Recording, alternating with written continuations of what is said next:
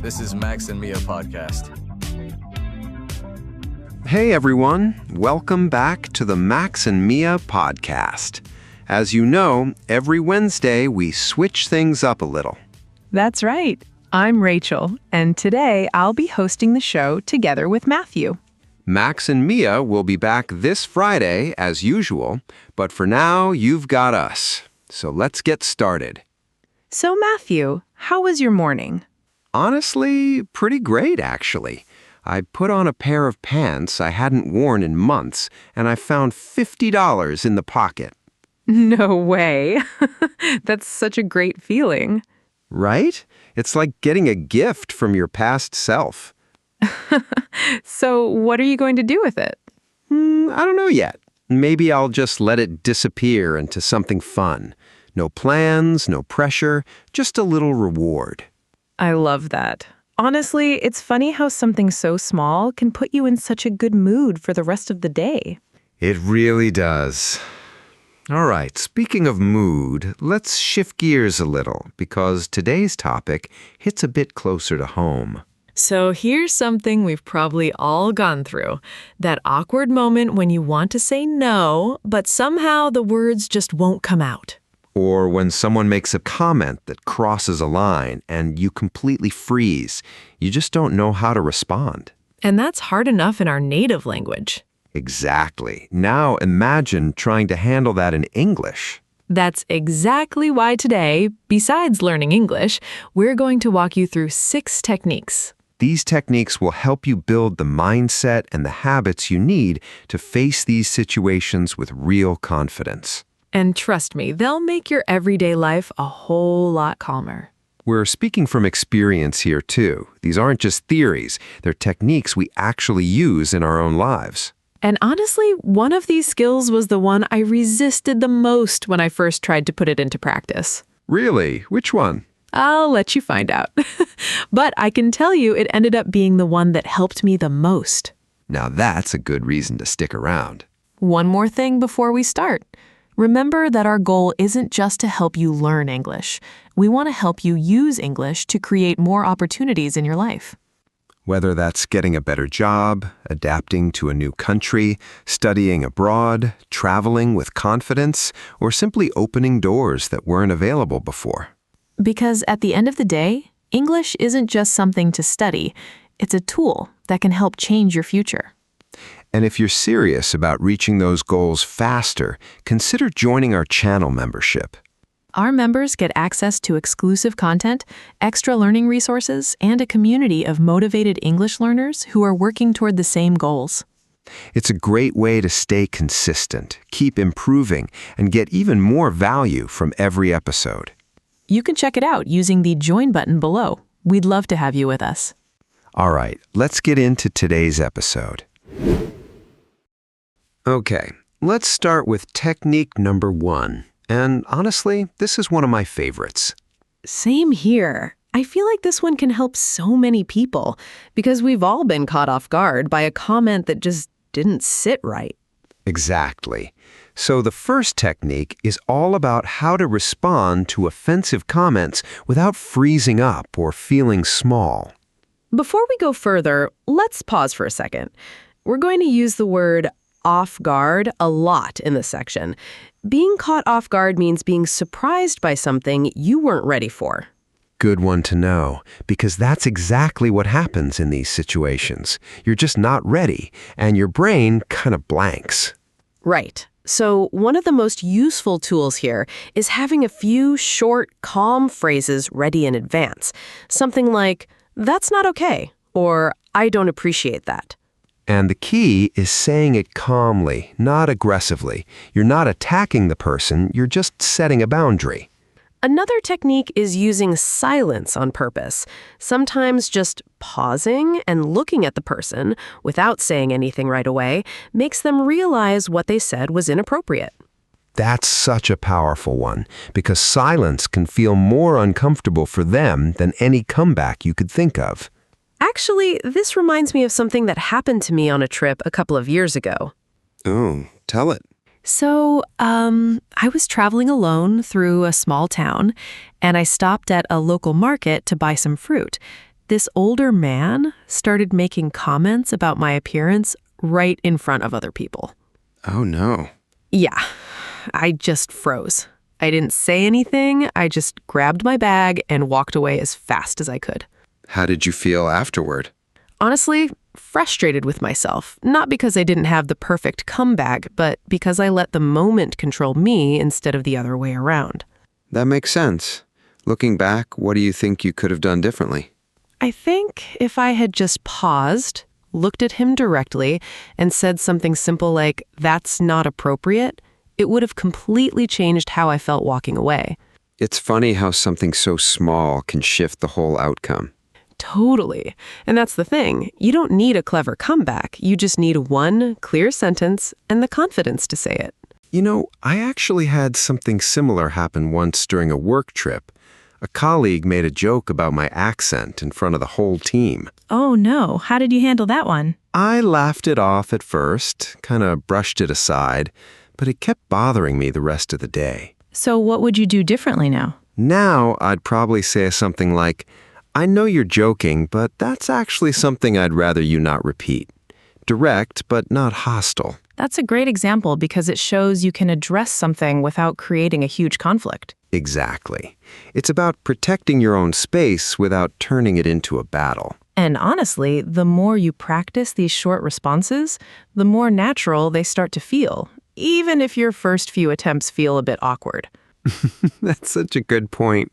Nobody gets this right the first time. It takes practice, just like learning a new language. Which actually brings us to something important. This next habit we're about to share is kind of the foundation for everything else we're going to talk about today. Yeah, without this one, it's a lot harder to actually apply the rest of the techniques we've got planned. So let's get right into it. All right, technique number 2, and I'm excited for this one because it hits close to home for a lot of English learners. Definitely. This one's about speaking with confidence. And honestly, I think it's something almost everyone struggles with at some point. For sure. Let me ask you something, listener. Have you ever hesitated to speak up in English because you were worried about your accent? I feel like everyone just nodded at their screen. Right? It's such a common fear. You know exactly what you want to say, but that little voice in your head makes you second-guess every word. And that hesitation ends up being way more noticeable than the accent ever was. Exactly. So let's talk about how to push through that. First tip, stop treating your accent like a flaw. It's not something to hide. It's proof that you speak more than one language. That's such an important mindset shift. Your accent isn't the problem. The fear around it is. Second tip, focus on being understood, not on sounding perfect. People care way more about the message than the pronunciation. So true. And honestly, native speakers make mistakes all the time too. We just don't notice because we're not scared of judging ourselves. That's fair. Third tip, slow down. A lot of people rush their words because they're nervous, and that actually makes it harder to understand them. Speaking slower gives your brain time to organize your thoughts, and it makes you sound way more confident too. And fourth, practice out loud, even by yourself. Something we call self-talk, which just means literally talking to yourself, works wonders for building comfort with the language. You know, that's actually a great word to stop on for a second. Self-talk. It basically means the conversations you have with yourself, out loud or in your head. Right. And it's such a useful tool because it removes the pressure of another person listening. Now, here's something worth mentioning too. There are always going to be people who try to make you doubt yourself. Oh, definitely. Maybe someone corrects you a bit harshly or laughs at a mistake you made. And those are exactly the moments where you need the most confidence, not the least. Because if you let one comment shake you, you start avoiding speaking altogether. And that just slows down your progress. So instead, treat every mistake as proof that you're actually practicing, not proof that you're bad at this. I like that reframe a lot. Mistakes mean you're trying, and trying is the only way you actually improve. Exactly. And honestly, the same mindset shows up in almost everything in life, not just language learning. True. Confidence isn't about feeling ready. It's about acting even when you don't feel ready yet. Which, funny enough, connects perfectly to what we're covering next. Oh, I see where you're going with this. Because once you've got the confidence to speak up, you also need to know how to protect that space you just created. And that's exactly what our next skill is all about, learning how to set boundaries. So stick around, because this next one ties everything together. All right, this next one is big, and I know Rachel's been waiting to talk about this one all episode.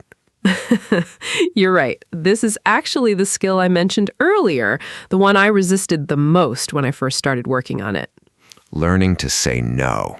Exactly. Setting boundaries. And honestly, it sounds simple, but it's one of the hardest things to actually put into practice. Let me ask you this, listener. Do you ever say yes to things you don't really want to do just to avoid feeling awkward?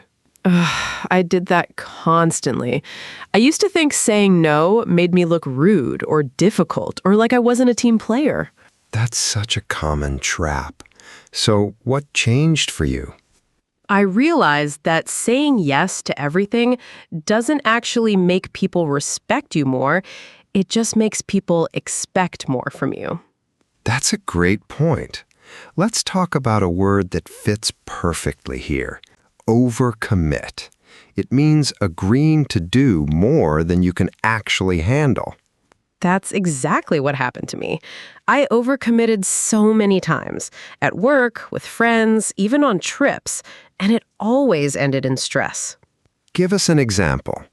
Okay, so once I was traveling with a group, and everyone wanted to change our plans last minute to do something I really didn't want to do.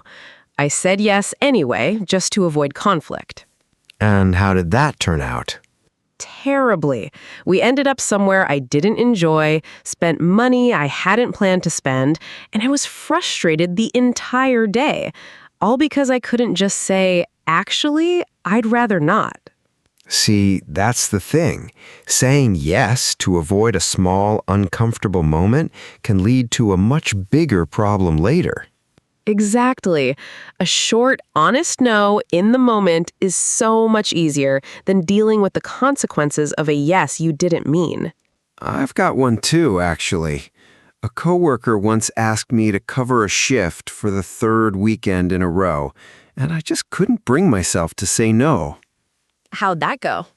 I ended up exhausted, missed a friend's birthday, and honestly started resenting the job a little, just because I didn't want one uncomfortable conversation.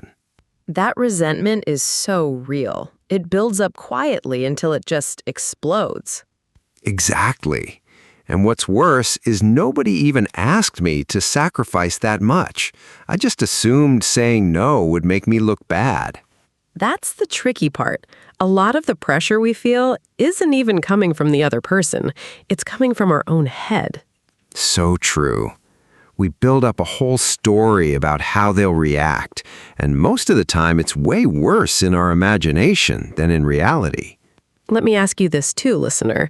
How many times have you agreed to something, and the second the words left your mouth, you already regretted it? I think we've all been there more than once. So here's a tip. You don't need a long explanation to say no. A short, clear answer works best. Something like, I can't this time, but thanks for thinking of me. And you don't owe anyone a detailed justification either. No really can be a full sentence. Another tip that helped me was giving myself permission to pause before answering, instead of responding right away. Something like, let me think about it and get back to you. That's smart because it takes the pressure off having to decide in the moment. It takes practice, but once you start setting these boundaries, people actually start respecting your time and your decisions more. It's funny, the fear of disappointing people usually causes way more damage than the disappointment itself ever would. Well said. And that idea connects perfectly with what we're covering next. Right, because learning to say no is really just the first step towards something bigger. And that's reclaiming your autonomy, learning to stop putting everyone else's comfort ahead of your own. So let's keep going, because this next skill builds directly on everything we just talked about. All right, this next one is something I think almost everyone does without even realizing it. Same here. It's about over-explaining. That habit of justifying every single decision you make, even the small ones. Let me paint a scenario for you, listener. Someone invites you to something, you say no, and then you immediately follow it with 3 or 4 reasons why. I feel personally attacked. Right? Like, I can't make it, I have work stuff, and I'm also tired, and I have this other thing later, and honestly, I just have a lot going on this week. One reason would have been more than enough. Exactly. But there's this urge to keep adding justifications, almost like you're building a case, hoping the other person will approve of your decision. That's such a good way to describe it, building a case. It's like you don't trust that your first answer is enough on its own. And honestly, it's exhausting. You spend so much mental energy preparing explanations for decisions that were completely valid without any of it. That's the part people don't talk about enough, the mental toll. It's not just the words you say out loud, it's the anxiety leading up to saying them. You rehearse the explanation in your head before you even say no, imagining every possible objection someone might raise. Which brings us to our word for this one, justify. To justify something means to give reasons that explain or defend a decision. And the problem isn't justifying itself, it's doing it constantly for things that never needed defending in the first place. So let's paint another situation. You skip a family event because you're exhausted, and instead of just saying that, you end up giving this whole elaborate excuse involving traffic, a headache, and a work deadline. Even though the real reason was simply that you needed rest. Exactly. And here's the thing, when you over-explain like that, you're not protecting yourself. You're actually giving people more room to question you. That's so true. The more details you give, the more angles there are to pick apart. I actually did this constantly with my old boss. Every time I needed a day off, I'd write this long message explaining exactly why, almost apologizing for even asking. What happened when you stopped doing that? I started just saying I won't be able to make it in on Thursday. No essay, no apology tour, and honestly, nobody ever questioned it. Turns out the long explanation was never necessary to begin with. Exactly. It was just something I created for myself out of fear of being judged. I've got one too, actually. A friend once asked why I wasn't drinking at a party, and I gave this whole detailed answer about health goals and sleep and diet. Did they even care that much? Not even a little. They just nodded and moved on. I realized I'm just not drinking tonight would have done exactly the same job. That's the pattern with over-explaining. Most people aren't scrutinizing you nearly as much as you think they are. So how do we actually fix this? First tip, give yourself permission to answer in one sentence and stop there, even if it feels incomplete. Second tip, notice the moment right after you speak when you feel the urge to add because and keep going. That's usually your cue to just stay quiet instead. Third tip, remember that a short answer isn't rude, it's just direct. And directness is something people usually respect more than we expect. There's a fourth tip too, and it's more of a mindset shift. Remind yourself that you don't need anyone's permission to make a decision about your own life. That's such an important reminder. A decision doesn't become more valid just because you attached 5 reasons to it. Once you stop over-explaining, you'll notice something interesting. You also start assuming less about how people are judging you. Which actually connects perfectly to what we're getting into next. Right, because a lot of this over-explaining comes from assuming the worst about what other people think. And that's exactly our next skill, learning to stop assuming what others think. So let's get right into it. All right, this one's sneaky because it happens entirely inside your head. Nobody else even knows it's going on. Exactly. We're talking about assuming what other people think of you, usually assuming the worst without any actual proof. Let me paint a scenario. You walk into a room, someone doesn't smile at you right away, and suddenly your brain decides they must be upset with you. Or you send a message and they don't reply within an hour, so you start reviewing everything you said, wondering what you did wrong. Meanwhile, they're probably just busy, or their phone died, or 100 other explanations that have nothing to do with you. That's the thing about this pattern. We treat our assumptions like facts, when really they're just guesses, and usually pretty negative ones. Which brings us to our word for this one, assumption. An assumption is something you believe is true without actually having proof. And the danger is, once you assume something, you start acting like it's already confirmed, even though nobody ever said a word. I did this constantly with a former coworker. I was convinced she didn't like me, based on nothing more than her tone in a couple of emails. What ended up happening? I avoided her for weeks, kept things distant, until we finally worked on a project together, and she mentioned she'd just been overwhelmed that whole month. So, the tension was never even real? Completely made up, entirely in my head, and I'd spent all that energy protecting myself from something that never existed. I've done something similar with presentations, actually. I'd finish speaking and immediately assume the audience thought I sounded nervous or unprepared. Was that ever true? Almost never. A few people even told me afterward that I sounded confident, which was the complete opposite of what I'd assumed in my head. It's wild how convincing our own assumptions can feel, even when they're completely disconnected from reality. So, how do we start breaking this pattern? First tip, whenever you catch yourself assuming something negative, ask yourself what actual evidence you have. Usually, the answer is none. It's just a feeling dressed up as a fact. Second tip, if it really matters, just ask.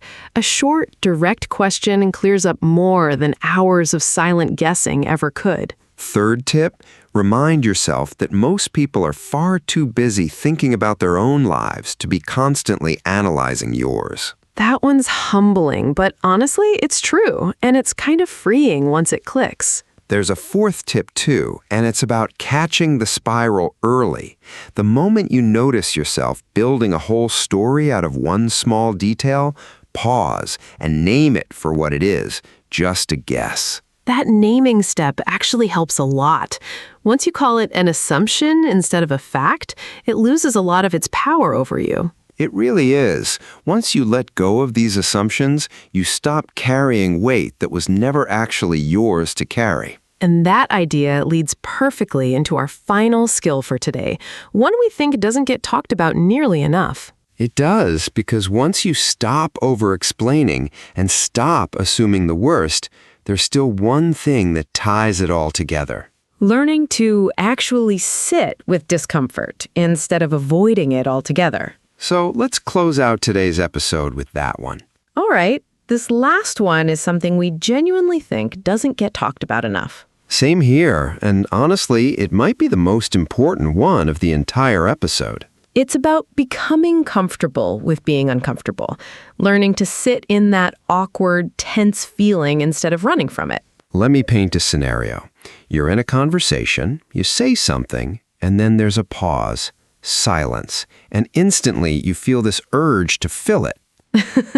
I do this constantly, rushing to say anything just to make the silence stop. Exactly, and that's the pattern we want to break today.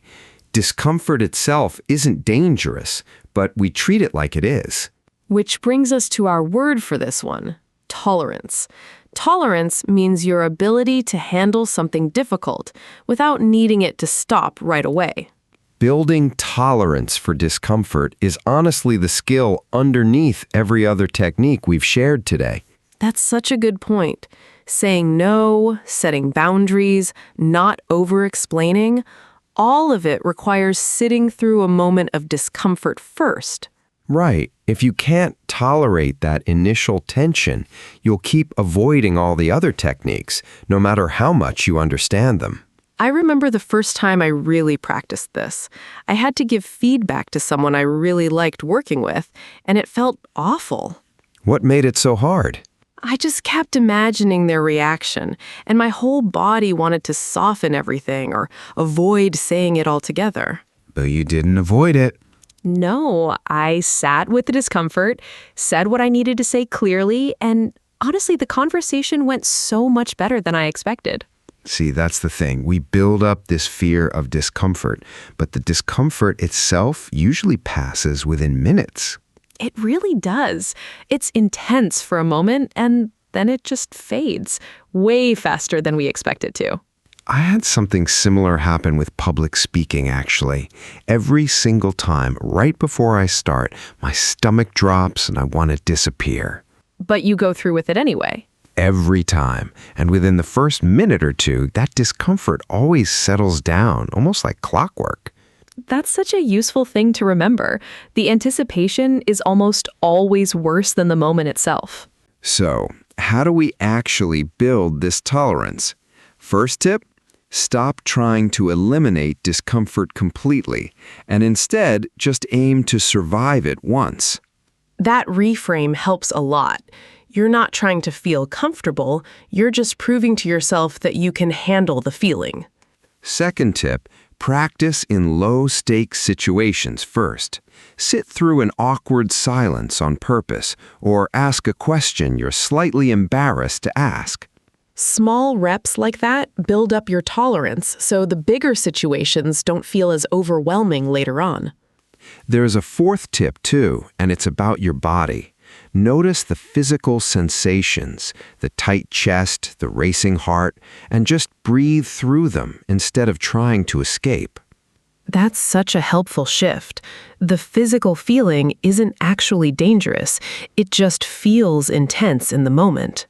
Exactly. Once you stop fighting the sensation, it passes so much faster than when you're desperately trying to make it go away. Third tip, remind yourself that discomfort is often a sign you're growing, not a sign that something's wrong. That mindset shift changes everything. Discomfort stops being a warning sign and starts being a signal that you're stretching past your old limits. And honestly, that's really what ties this whole episode together. Every technique we shared today asks you to tolerate a little discomfort first. Responding with confidence, saying no, setting boundaries, not over-explaining, not assuming the worst. All of it starts with that one uncomfortable second. And the more you practice sitting in that second, the easier every single one of these techniques becomes.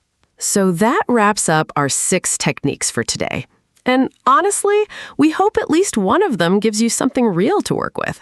So, out of all 6, which one do you think has been the most useful for you personally? Honestly, probably setting boundaries. It sounds simple, but once I actually started doing it, so much of my daily stress just disappeared. That's fair. For me, I think it's the last one, becoming comfortable with discomfort. Once that clicked, everything else got easier to apply. That makes sense. It kind of is the foundation for all the others. Exactly. What about you? Do you think you'll actually keep working on this one going forward? Definitely. I don't think it's something you fix in one day. It's more like a habit you keep building over time. Right. And that's honestly the message we want to leave you with today. You don't need to master all 6 of these overnight. Pick one, just one, and start practicing it this week. Small steps like that add up so much faster than people expect. And keep showing up for your English, too, because every episode, every new word, every conversation, it's all building towards something bigger. So be patient with yourself, both with your English and with these techniques, and trust that the progress is happening even when it feels slow. If this episode gave you something useful, give it a like and subscribe if you haven't yet. It really helps us keep making content like this. Drop a comment too and let us know which technique you're planning to start with. We'd genuinely love to know. And if you've got 3 friends who are learning English or who just need to hear this today, share this episode with them. It really does help us keep growing, and it might be exactly what someone else needs right now. All right, that's it for today's episode. Thank you so much for staying with us until the very end. We appreciate you more than you know. We'll see you next Wednesday, same time as always. Take care, and we'll catch you next time. Bye, everyone.